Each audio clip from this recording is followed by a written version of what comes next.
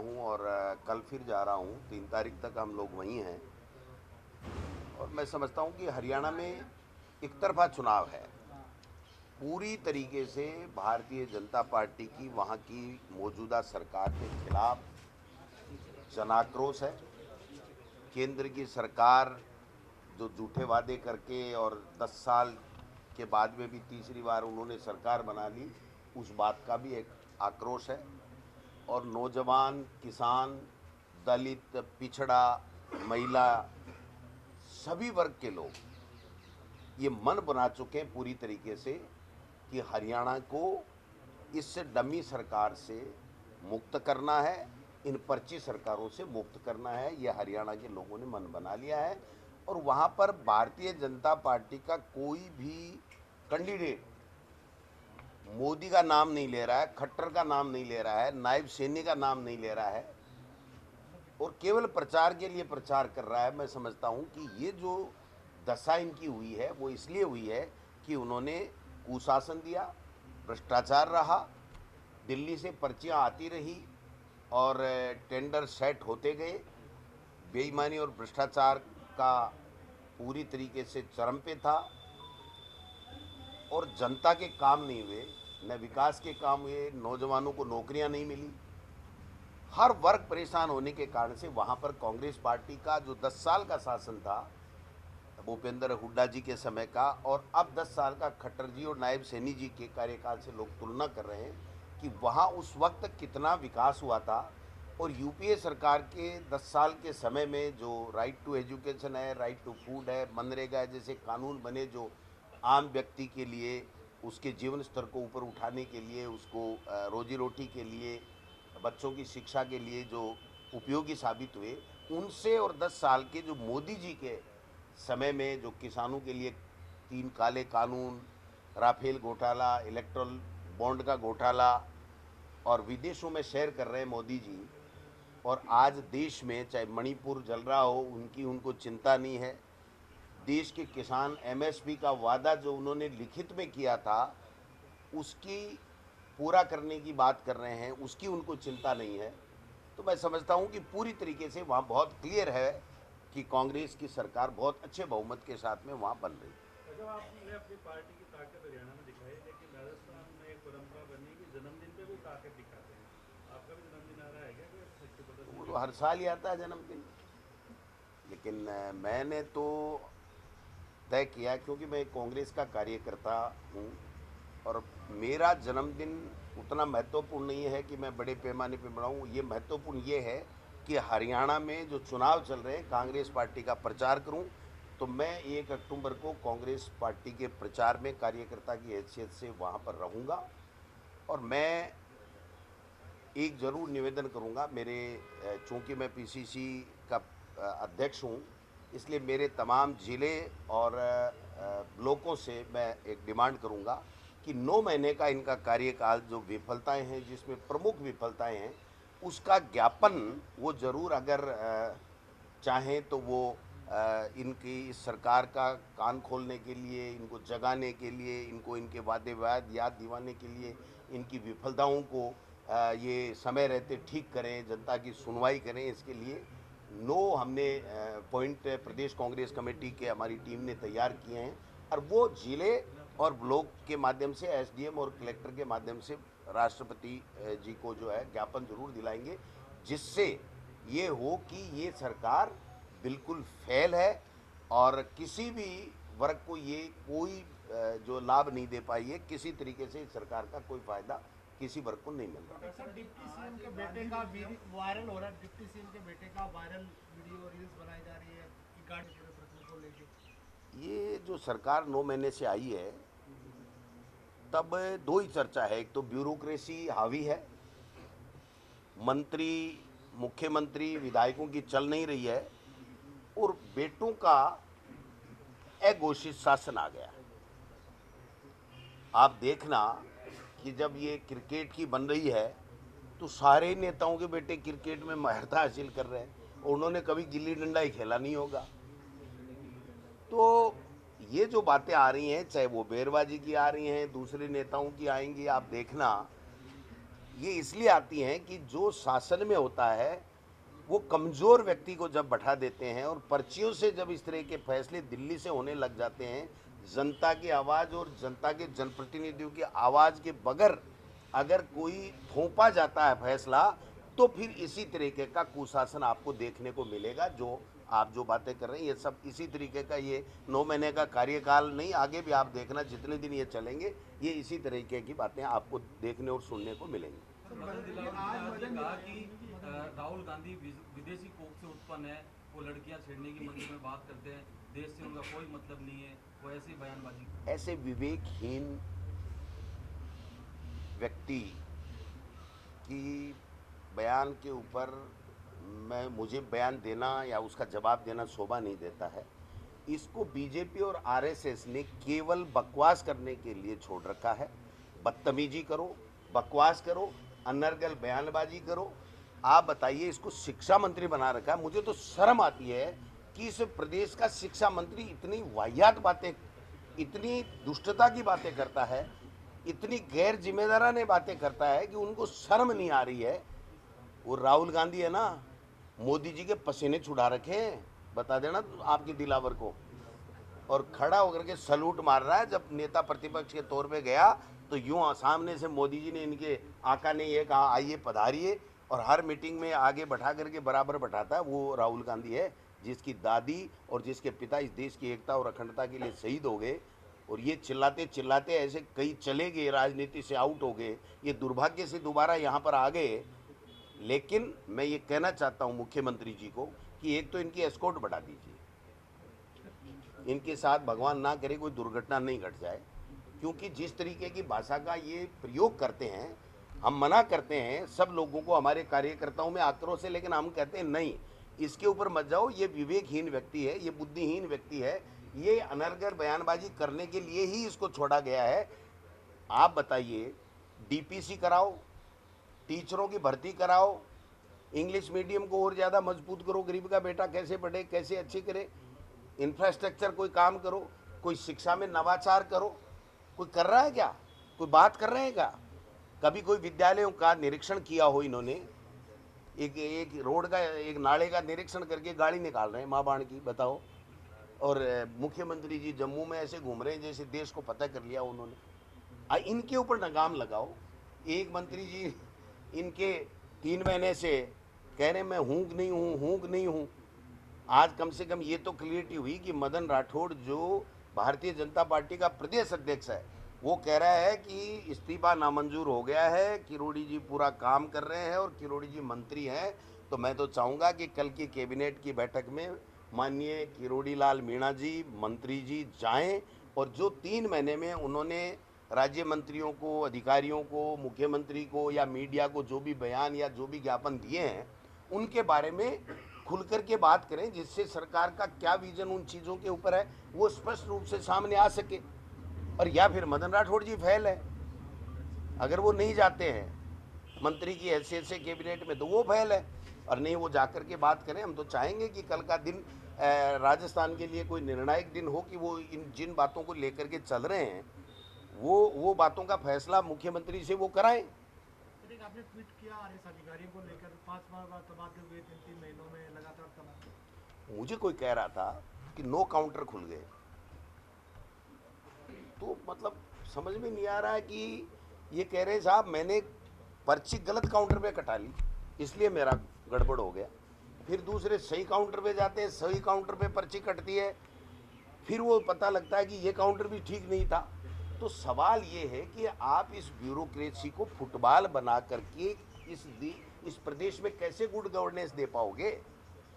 आपने सीएस महोदय ने जब मंत्रियों के ऐसे लगाए थे तब इनका इंटरव्यू लिया था, और 1.5 महीने तक इंटरव्यू चले थे, और 1.5 महीने के इंटरव्यू के बाद में उन्होंने ये कहा था कि 360 डिग्री का परीक्षण करके हम अधिकारियों को लगा रहे हैं, चाहे वो आईएएस हो चाहे वो आरएएस हो। तो वो 360 डिग्री का परीक्षण सीएस ने किया, उसको फेल किसने किया? 7-8 तो मंत्रियों के ऐसे ही बदल गए। बाबू रात को रिलीव होते हैं, दूसरे दिन वापस निरस्त, उनका रिलीविंग ऑर्डर निरस्त होकर के दोबारा आ जाता है।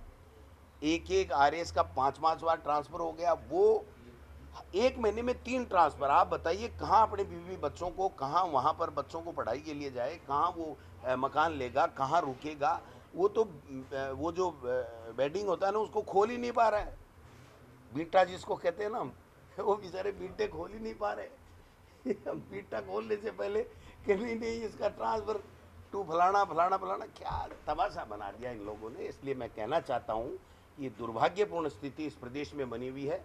मुख्यमंत्री जी से मैं आग्रह करूँगा मीडिया के माध्यम से कि वो अपना भ्रमण, भाषण और भ्रमित करने का जो मिशन है उसको छोड़ें और यहाँ आकर के बैठें, कैबिनेट की मीटिंग लें, अपने मंत्रियों को समझाएं, अपने ब्यूरोक्रेट्स को समझाएं, अपने एमएलएज को समझाएं, उनको राजी करें।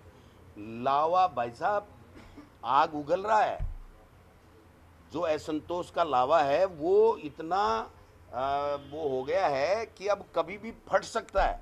तो फटने से पहले संभाल लेंगे तो मैं समझता हूँ उनके हित की बात मैं कह रहा हूँ। मुझे नहीं कहनी चाहिए, बीजेपी के लोगों को समझाना चाहिए उनको, लेकिन मैं समझा रहा हूँ कि ये लावा जो है ज्वालामुखी बन करके फूटने वाला है, उसको रोकें। जनता पूरी तरीके से परेशान है। वो ये कहती है एमएलए हमारी सुनता नहीं, एमएलए कहता मंत्री नहीं सुनता, मंत्री कहते हैं कि ब्यूरोक्रेट नहीं सुनते, मुख्यमंत्री नहीं सुनते। ये ऐसी स्थिति हमने तो लोगों से सुना भी नहीं 70 साल में, और 20-30 साल से मैं भी देखता आ रहा हूँ, 60 साल का हो गया, तो हमने तो ऐसी स्थिति देखी नहीं। ट्रांसफ़र होते हैं लेकिन 1 महीने में 3 ट्रांसफ़र, 3 लिस्ट आई, तीनों में नाम है, 5-5 ट्रांसफ़र हो गए अधिकारियों के। तो भाई क्यों?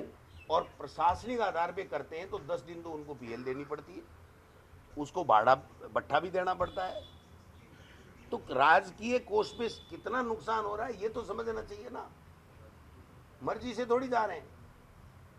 तो ये जो स्थिति है वो बहुत ही दुर्भाग्यपूर्ण है। इस स्थिति को प्रदेश के मुखिया को ठीक करना चाहिए। उपचुनाव की क्या स्थिति है? जो रंधावा जी उपचुनाव तो भाई साहब होंगे अब। मीटिंग करके गए थे कुछ? हाँ, रंधावा जी मीटिंग करके गए थे, हमने कमर कस रखी है, हम तैयार हैं। बीजेपी तो पहले ही हार मान चुकी है, वो तो कह रही है हमारी तो 1 सीट है, आए तो ठीक है, ना आए तो हमारी सेहत पे क्या फ़र्क पड़ता है। और ये बात भी ठीक है, उनकी अगर 7 में से 0 होता है तो भी सरकार तो उन्हीं की है, इसलिए वो संतोष कर रहे हैं, हम संतोष नहीं कर रहे। हम तो 6 तो हमारी हैं ही हैं, बीजेपी की नहीं है तो हमारी है वो तो, और 1 भी हम जीतेंगे, यानी 7 की 7 सीटें हम जीत रहे हैं, इसमें कोई दो राय नहीं। कांग्रेस ही लड़ेगी तो भाई साहब बस अब क्यों लड़ाएंगे हम? कांग्रेस ही लड़ेगी, कांग्रेस ही लड़ेगी। 10 महीने तो गठबंधन नहीं होगा इस बार या रास्ता खुला है? गठबंधन का फैसला ऊपर वाले करते हैं, हम तो 7 जगह तैयारी कर रहे हैं कांग्रेस की पार्टी के प्रदेश अध्यक्ष के नाते और वर्कर के नाते। गठबंधन का फैसला ऊपर से होता है। गठबंधन का जो भी फैसला अगर वो करते हैं तो पार्टी हाईकमान का फैसला होता है, उसको मानते हैं, कोई इग्नोर कर ही नहीं सकता, कोई न मानने की बात कर ही नहीं सकता। आज की तारीख में हम 7 जगह कांग्रेस के मंडलों में, ब्लॉकों में हमारी कार्यकारिणी बना दी है, वहाँ पर प्रचार कर रहे हैं, ऑब्जर्वर हमने लगा दिए हैं, वो जा रहे हैं, हमारे एमपी कैंडिडेट्स तमाम लोग जो है वो लगे हुए।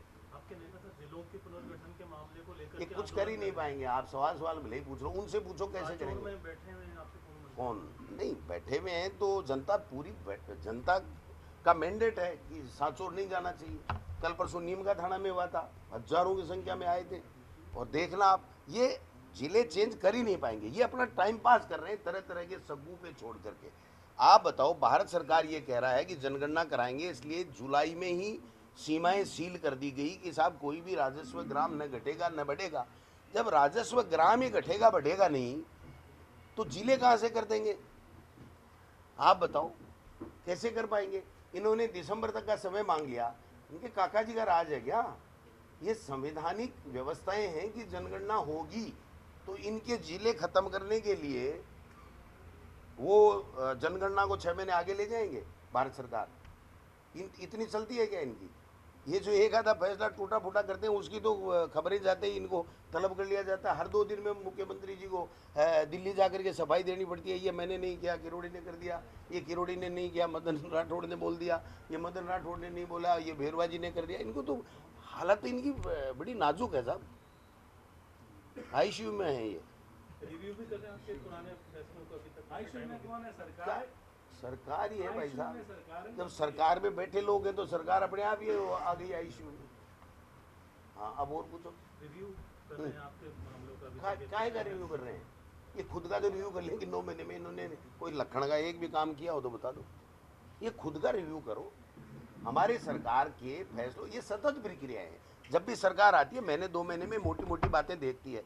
मैं आपको एक बात कह रहा हूँ, एक भी काम जो हमारे समय में वित्तीय स्वीकृति जारी हो गई थी उसके बाद में इनकी तरफ से सिंगल वित्तीय स्वीकृति नहीं हुई। और वर्चुअल उद्घाटन कर रहे हैं मुख्यमंत्री जी, वही मोदी जी की तरह चल पड़े। हमने तो कोरोना काल में किया था, हमारी तो मजबूरी थी। इनकी क्या मजबूरी है? इनकी मजबूरी ये है, वर्चुअल इसलिए कर रहे हैं मुख्यमंत्री जी कि ये मंत्री और विधायक जाएं तो गांव में 100 आदमी इकट्ठे नहीं होते। इसलिए इनकी मजबूरी है कि हमारे समय में किए गए बनाए गए विकास के कार्यों का इनको वर्चुअल उद्घाटन करना पड़ रहा है, क्योंकि जनता इनके सुनने के लिए आ नहीं रही। बाल मुकुंदाचार्य जी हैं, रोड पर घूमते हैं, आधार कार्ड चेक करते ये हैं। भी हमारा दुर्भाग्य है कि ऐसे लोग भी विधानसभा में पहुंच गए और भगवान उनको लंबी उम्र दे, 5 साल वो रहें, लेकिन उनको अपनी पद की गरिमा का ख्याल रखना चाहिए। वो विधायक बने हैं, लाखों लोगों के प्रतिनिधि बनकर के पूरे राजस्थान के 200 में से एक विधायक चुन करके गए हैं। उनको इस तरह की हरकतें नहीं करनी चाहिए जो चवन्नी छाप आदमी करता है, वैसे नहीं करनी चाहिए। एमएलए का अपना स्टेटस होता है, एमएलए का अपना स्टेटस होता है, उसको उस एमएलए की डिग्निटी मेंटेन करने के लिए उस तरीके का व्यवहार करना पड़ेगा। एक एमएलए अगर गनमैन से केले मंगा के खा रहा है उसके पैसे से, तो वो डिग्निटी खराब होती है उसकी, है ना? तो ऐसे नहीं करना चाहिए। क्या क्या बात कर रहे हो? बांग्लादेशी घुस गए तो ये इनके काका जी मोदी जी क्या कर रहे थे? फिर बैठे बैठे अमित शाह जी क्या कर रहे थे? उनसे पूछो सवाल के क्यों चले गए। बांग्लादेश से यहाँ कोई आ रहा है तो ये हमारी कांग्रेस की राजस्थान सरकार की जिम्मेदारी थी क्या? और ये तय कर देगा क्या? इसको किसने पॉइंट किया कि तेरे को चेक करना है, कोई टेस्ट लगा के ये बांग्लादेशी है कि ये हिंदू है कि ये मुसलमान है, ये जो है साधु है कि ये आदमी है कि ये औरत है? किसने अधिकार दिया? आप अपने विधानसभा क्षेत्र के जनप्रतिनिधि हो, उस विधानसभा क्षेत्र में कैसे लोगों को जन कल्याणकारी योजनाओं का लाभ मिल सके, कैसे लोगों की सुविधाएं जो है वो उसको ध्यान में रखा जाए, उतना सा काम है। आकाश बानू पाताल बानू और खुद की छान की एक झोपड़ी जगी भी उड़गी बाई को नहीं बदले। सांप्रदायिक सौहार्द को खराब कर रहे हैं। आज एक वीडियो भी वायरल हुआ है जिसमें एक युवक है, वो पीट रहा है सब्जी वाले ये तो कौन सा भला कर रहा है बताओ? अब मदन दिलावर जी वहां जाकर के, कोटा स्टोन तो मेरे वाला ही है?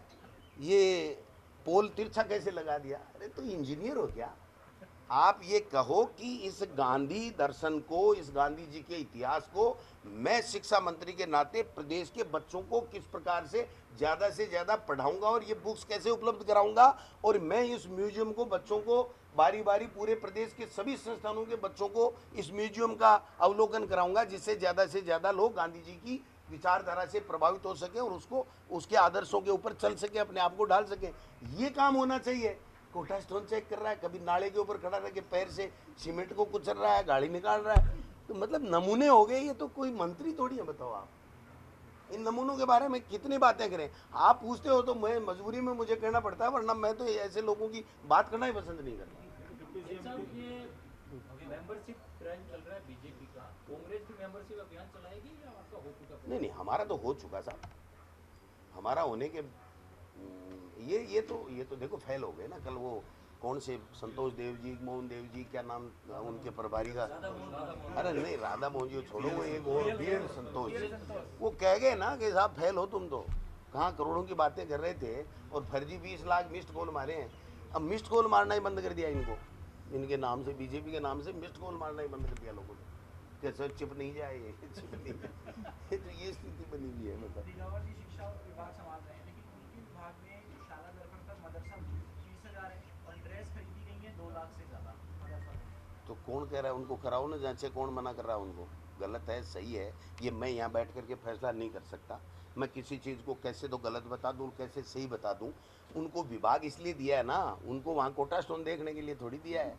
उनको राहुल गांधी जी के लिए बकवास बातें करने के लिए, अभद्र टिप्पणियां करने के लिए उनको थोड़ी दिया है।